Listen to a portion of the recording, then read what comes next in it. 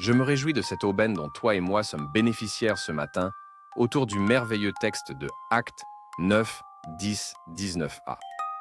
Il s'agit d'Ananias qui reçoit en vision qu'il doit aller prier pour Saul de Tarse, devenu aveugle à cause du mal qu'il voulait faire.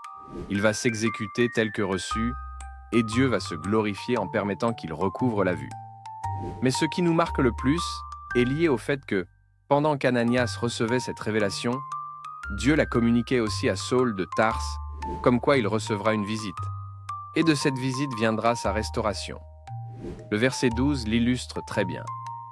Car il prie, et il a vu en vision un homme du nom d'Ananias, qui entrait et qui lui imposait les mains, afin qu'il recouvrât la vue. Ananias répondit, « Voilà comment reconnaître qu'une révélation vient de Dieu. Il communique à toutes les parties. Ce que tu reçois, l'autre le reçoit aussi. Quand Dieu doit te bénir par une tierce personne, il parle aussi à la personne pour la rassurer. La révélation n'est pas une affaire unilatérale seulement. Frères et sœurs, Ananias doit aller prier pour Saul de Tarse, afin qu'il recouvre la vue. Dieu lui dit clairement que voilà la tâche qu'il doit accomplir. Et cette tâche est également révélée à Saul, celui qui doit recevoir la délivrance de Ananias. La révélation n'est pas une affaire unilatérale. Si Dieu a clairement demandé à Ananias d'aller vers Saul, qui est devenu aveugle, il a montré également à Saul comment un homme viendra à lui pour sa délivrance.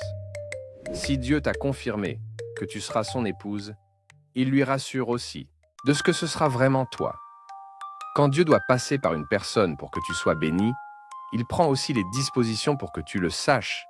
Il te donne au moins la paix du cœur par rapport à cette personne. L'authentification de la révélation est un défi à relever. Comme enfant de Dieu, il faut toujours prendre la peine de vérifier l'information que l'autre t'apporte au nom de Dieu.